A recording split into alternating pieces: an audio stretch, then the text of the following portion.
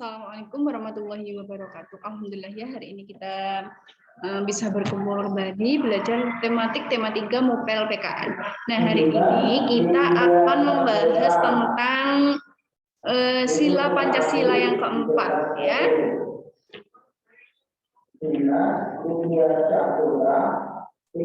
Nah, kompetensi dasar kali ini kita akan memahami arti gambar pada lambang negara Garuda Pancasila, yaitu sila keempat.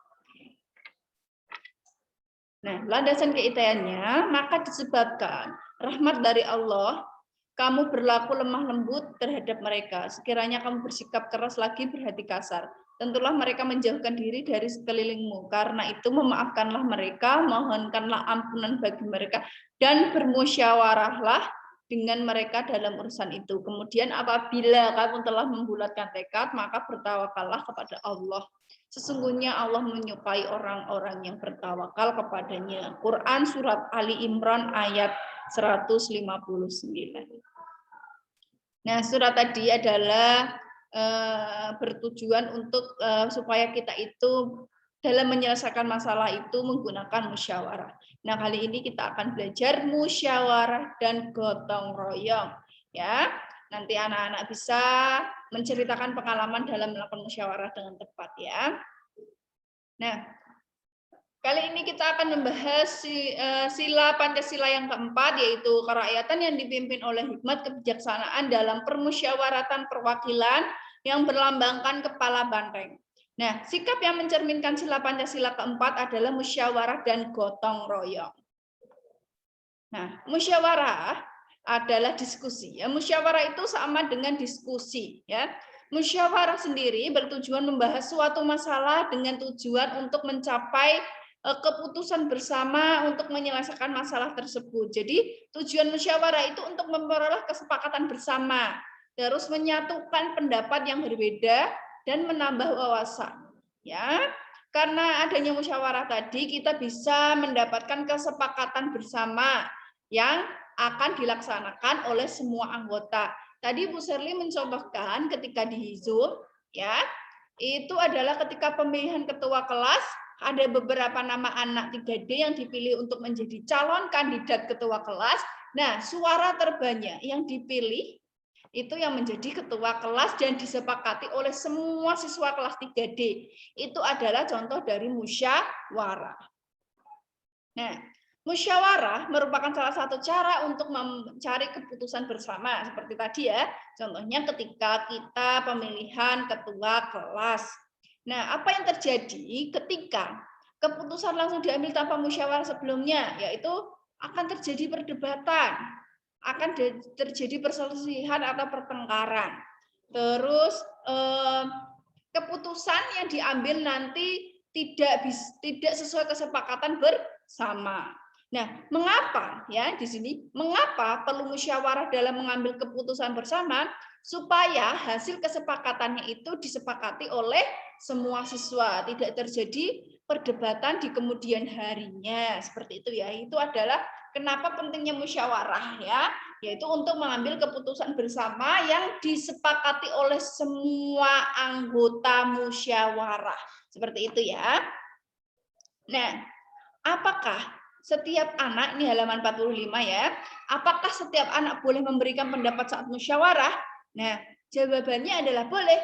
Setiap anggota musyawarah berhak untuk memberikan pendapat saat musyawarah. Lalu yang kedua, mengapa kita harus memberikan pendapat saat bermusyawarah? Supaya pendapat kita itu didengar dan bisa membantu mencarikan jawaban atau solusi ketika ada permasalahan. Terus yang ketiga, apa yang terjadi jika hanya satu atau dua orang yang memberikan pendapat?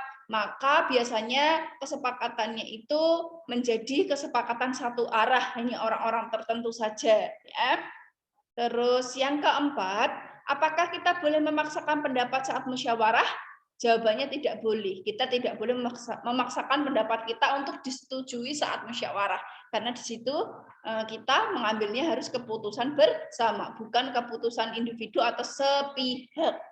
Nah, yang kelima, tuliskan pengalamanmu tentang musyawarah. Nah, kalian pernah bermusyawarah misalnya kemarin pemilihan ketua kelas, nah itu berjalan lancar atau tidak? Silakan jawab sesuai pengalaman anak masing-masing ya. Nah, sekarang kita baca halaman 92. Ini menceritakan tentang gotong royong, ya. Gotong royong, ya, warga kampung tempat tinggal Siti sedang gotong royong. Mereka sedang menyiapkan lahan untuk bermain anak-anak. Setiap warga membantu dengan cara masing-masing. Bapak-bapak membantu membersihkan lahan, ada yang membantu tenaga, ada yang membantu menyediakan bahan-bahan yang diperlukan, seperti pasir, semen, cat, dan yang lain sebagainya. Ibu-ibu dan anak-anak juga tidak mau kalah.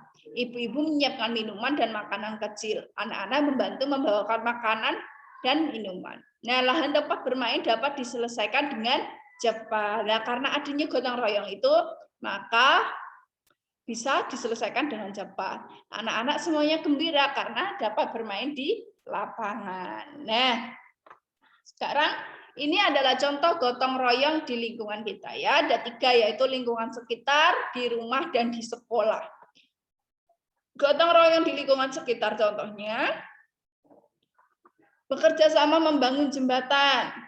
Terus gotong royong kerja bakti membersihkan lingkungan. Gotong royong memperbaiki jalan, menjaga keamanan dan kerukunan tempat tinggal. Lalu yang terakhir bekerja sama membersihkan parit atau selokan.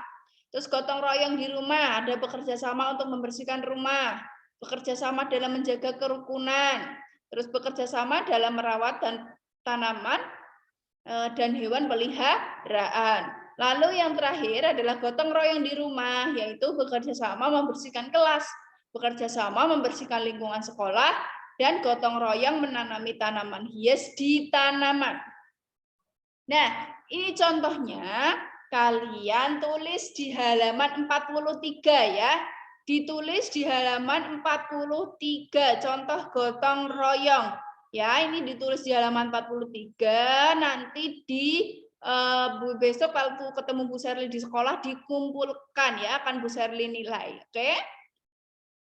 Nah, sekarang tujuan gotong royong yaitu mempercepat selesainya pekerjaan, mempersingkat waktu ya. Jadi ketika kita melaksanakan gotong royong tuh pekerjaan cepat selesai.